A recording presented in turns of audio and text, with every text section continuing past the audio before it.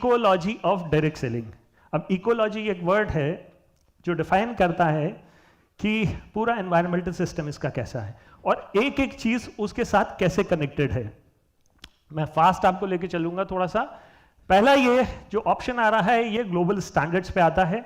Global standards पे WFDA से उसको डिफाइन करता है, बताता है, जिसको आप थ्रू आउट वर्ल्ड फॉलो करते हैं। उसके बाद इंडिया आता है। इंडिया में हम जो गवर्नमेंट की अभी गाइडलाइंस आई हैं उसके ऊपर वर्कआउट करते हैं, उसको जस्टिफाई करते हैं। वो हमारा एक परिमाप बनता है, एक हमारा बेस बनता है। ज्यादातर ट्रेनिंग्स में आप KPMG और FICCI की जो रिपोर्ट अभी आई है लास्ट ईयर, उसके ऊपर हम डिफाइन करते हैं, उसको हम बेस एक मान के चलते हैं टिल 2025। उसमें बहुत सारी कंपनीज आती हैं और उनमें से एक कंपनी है इंडिया के अंदर ड्यूसॉफ्ट। अब ड्यूसॉफ्ट किस लिए इंपॉर्टेंट है? वो बेसिकली ड्यूसॉफ्ट का प्लान है जो एक यूनिकनेस है। अब ड्यूसॉफ्ट का प्लान और प्रोडक्ट, ये दो कॉम्बिनेशन जो होते हैं किसी भी एक कंपनी को सक्सेसफुल या अनसक्सेसफुल बनाते हैं।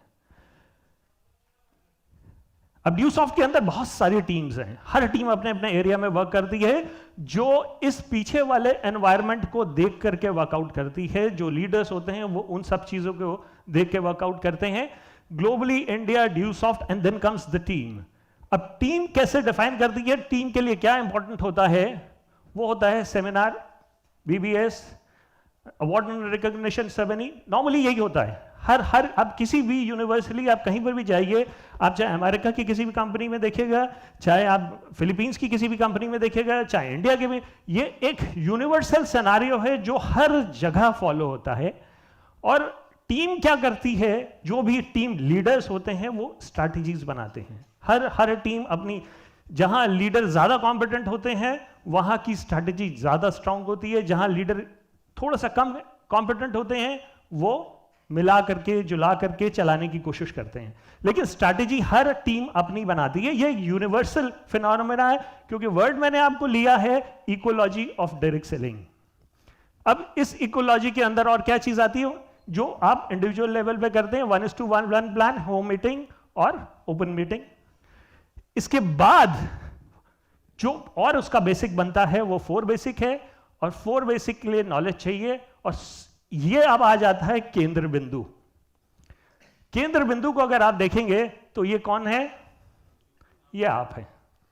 अब जो केंद्र बिंदु है वो हमसे शुरू होता है।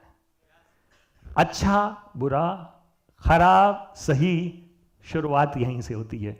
इस इकोलॉजी का अब आप पूरा ग्राफ देखिएगा तो बहुत मैक्रो लेवल से लेके हम माइक्रो लेवल तक आए हैं। और माइक्रो लेवल पे जो स्ट्रांग हो जाता है उसके लिए मैक्रो लेवल अच्छा होता है, जो माइक्रो लेवल पे वीक होता है उसके लिए मैक्रो लेवल खराब होता है।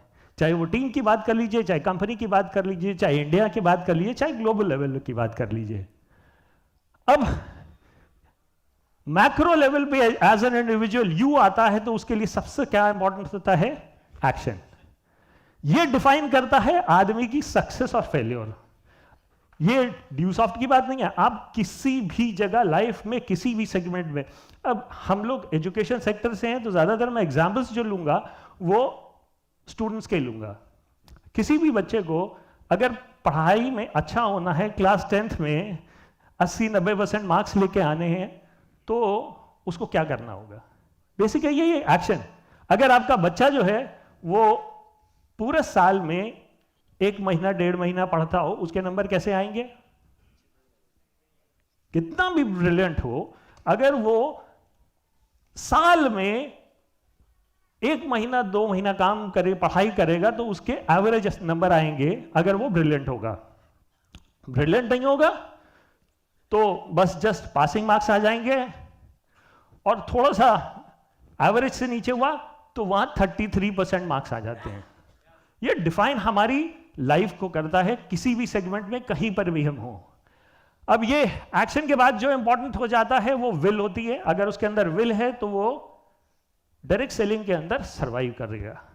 आपकी टीम कितनी स्ट्रांग हो, आपके लीडर कितने स्ट्रांग हो, लेकिन आप एक्शन नहीं ले रहे हैं और आपका विल नहीं है, तो आपका अपलाइन कितने भी आपके ऊपर मंत्र पढ़ दे, कितनी भी आपकी पूजा कर दे, आप टस से मस नहीं होने वाले।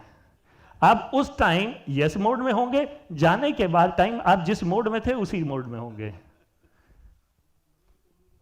अगर आप विल होगी तो आपका लीडर आपकी स्किल्स डेवलप कर सकता है, अगर आप में नहीं होगी तो फिर हम नहीं कर सकते हैं। उसके बाद ये सारी चीजें आती हैं, self believe, goals, attitude, commitment, submission, team work. हम जितनी भी ट्रेनिंग लगाएं वो इसी एक ब्रह्मांड के अंदर होंगी। ये इकोलॉजी ऑफ डायरेक्ट सेलिंग।